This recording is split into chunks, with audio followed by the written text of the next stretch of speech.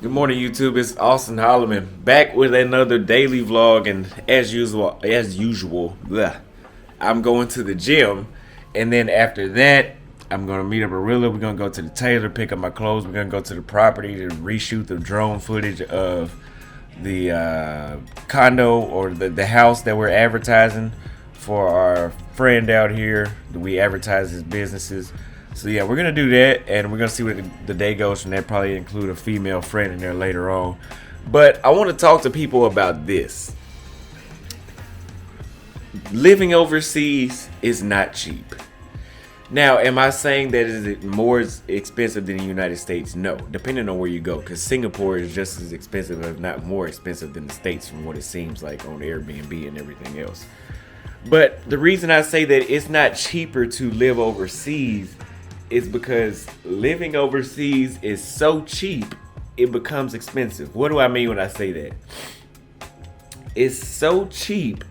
For example, it costs in Brazil a caipirinha, which is a very strong alcoholic vodka drink or cachaça drink, costs you $2, maybe $2-3, sometimes $4 to drink, and they'll have you lit.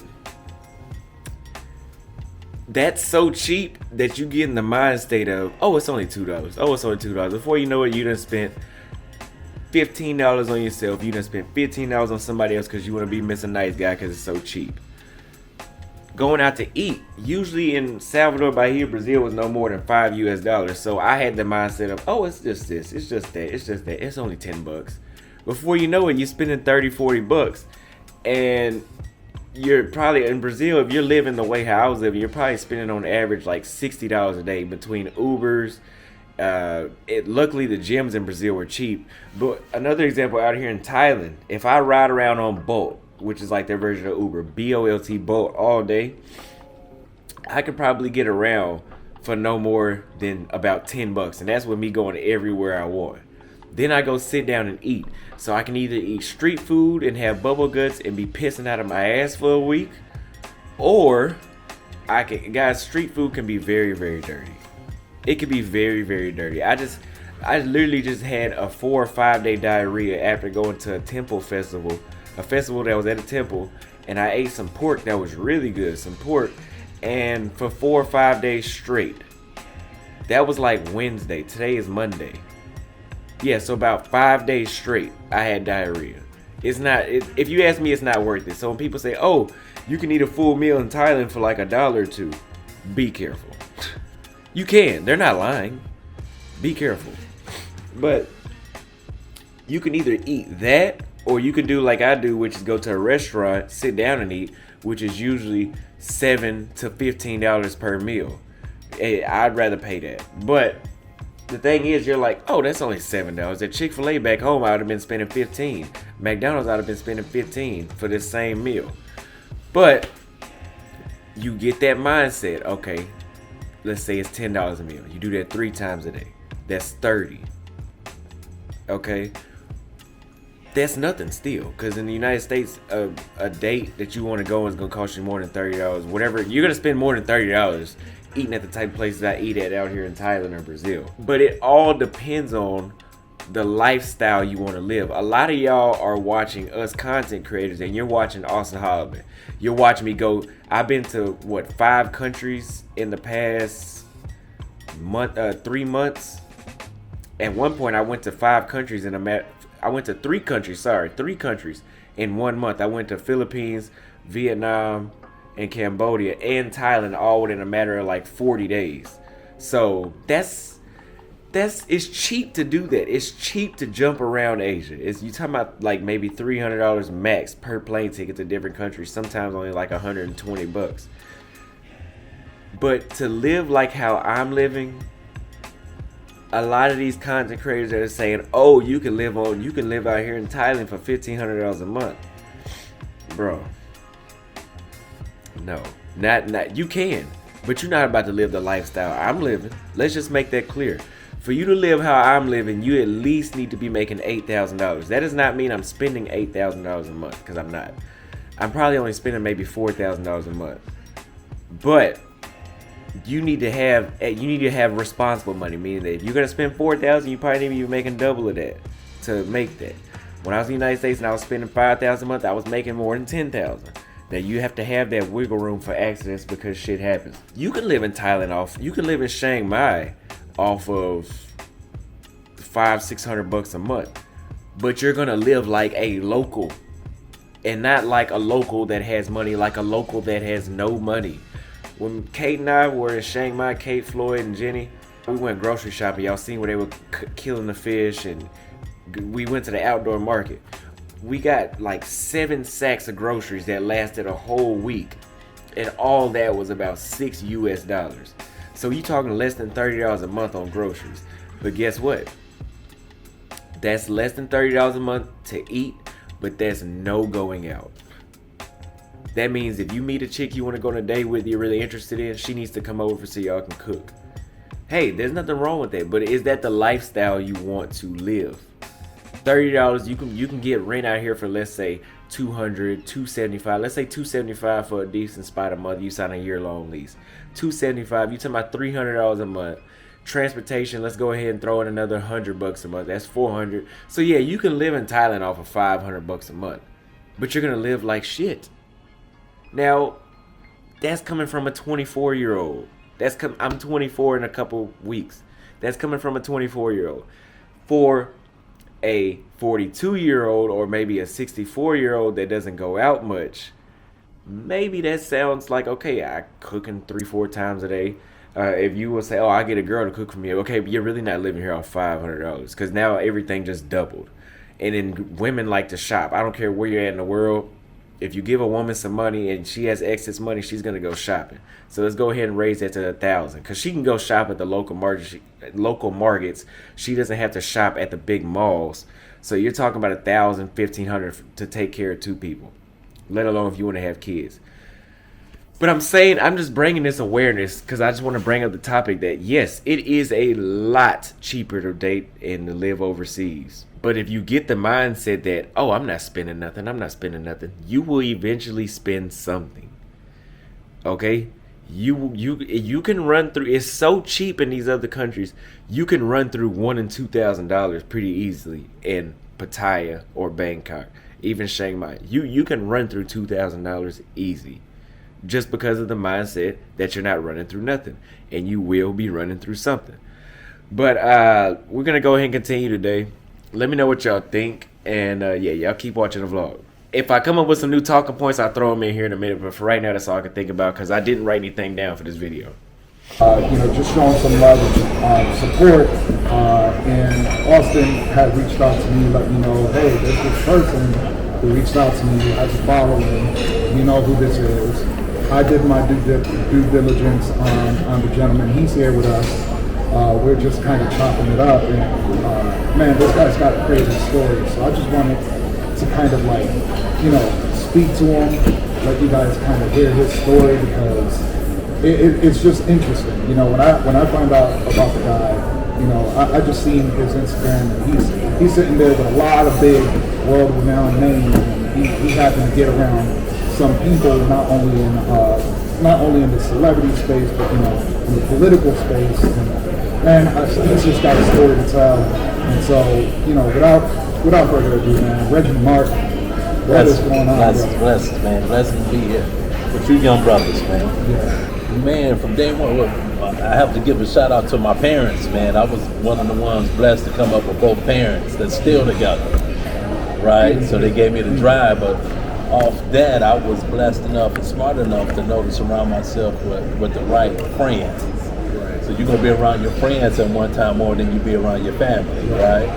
So we all pushed each other to do good. To this day, I never had alcohol, never smoked a cigarette, never smoked a joint, none of that to this day. You know what I mean? And I just knew the importance of relationships and reaching out to different people and forming relationships and knew the value of meeting the right people who could put you in position to.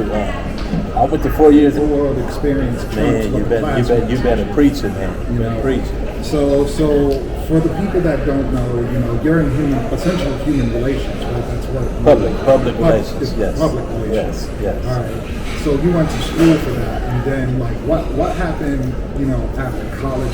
No, I went to school for recreational management. Okay. So okay. I knew I didn't want to be trapped behind a cubicle or desk. I was a people's person. Right. So God blessed me with the gift of gab. Okay. You know what I mean? So I tell everybody, find out what you love doing, Right. and then you will make, the money will come. Right. So Right. through that, you were able to, essentially get to this place where, explain to them what is your title and what it is that you do, so just so that the audience has a little context as to where you are now, and we'll kind of work backwards, or in sequential order to like what steps you took to get to where you are. Right. So I'm the regional director for the biggest casino hotel in the world, and I work with a lot of celebrities, executives, politicians, influencers. You name it, man. And coming up from East Chicago, kind of have them same things in street politics. So I already had a head start as a kid. So now when I come corporate, it was an easy transition for me to get in this field. Now, however, now I had to learn how to deal with people that don't look like me.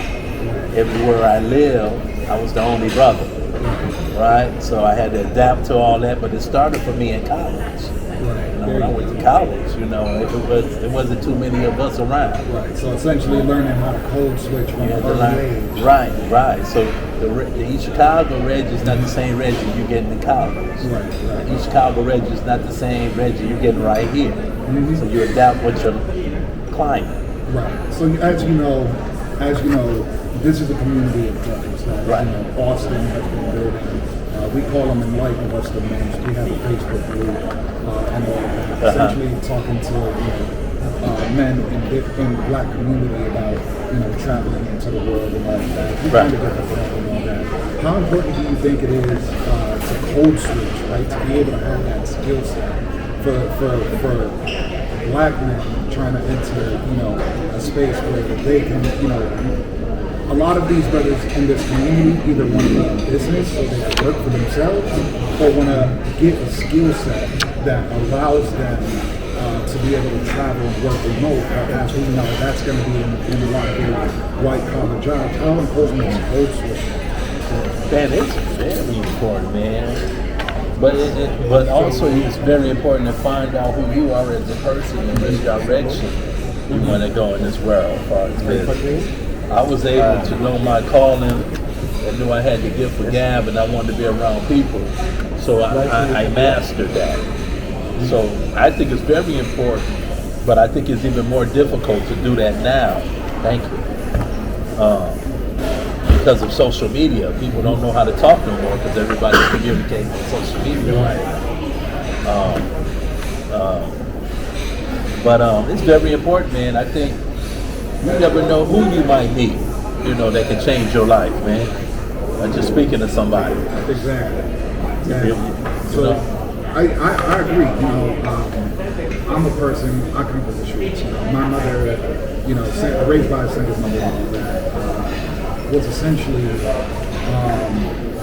raised on welfare, Section 8 food stamps, so that, what really changed for me was that, at a young age, I had joined the military in high school, right out of high school. So I put myself in a position where it's like, all that stuff that I learned in the streets, it wasn't gonna, transfer into the military. Right. And so, Sergeant ain't taking none of that. oh yeah, no, absolutely. They taught you discipline. Discipline, right. Respect a lot of things. Right. From there, I ended up becoming a self-taught. My brother leaving America, never working in America his whole adult life. Right. Outside. So, Auston's in a position where he's having to take some major risks, and, especially for him being so young, he's in a position where he's getting a lot of backlash, controversy around, some of the things we say. What advice, would you give him? And It'll never go away, young blood. You cannot have success without having jealousy and hatred. That goes together. If you don't, then it's not success. Man, come on, man. That's that's gonna always happen. So you're gonna always run. The more success you get, the more haters and more jealousy you get. It's like Biggie say, more money, more problems. It's the same. So that's never gonna go away, man. You just gotta meet it head on. Be confident in yourself. You can't help your confidence rub other people's insecurities the wrong way. You can't. You know what I mean? They're gonna come for you. Yeah. They're gonna come for you. As long as you stay strong, and ain't nothing they can do. Nothing they can do. Would you say that, when you left college, did you know that this was the ultimate goal, or was it just an opportunity that sort of opened up over time that you took, that you were kind of opportunities, or did you have that set goal? Oh man, I can call my teammate. I went to college on the basketball scholarship. My teammate will tell you everything I'm doing now, I told him I was going to do. Manifested it essentially from my teammate, he's doing well too in college, right? He always talked about having yachts. I never wanted to have a yacht. I always wanted to own the lake. I see. I love it. You know what I mean? So, everything I'm doing, I manifested this way. You know. So you had this planned out, what would you say when you I didn't have this planned out like I was going to be living overseas. Right. But I knew as long as I put myself in the right circle, you can't win the lottery without buying a lottery ticket, bro. Right, exactly. You know what I'm saying? So I had to put myself in that right circle.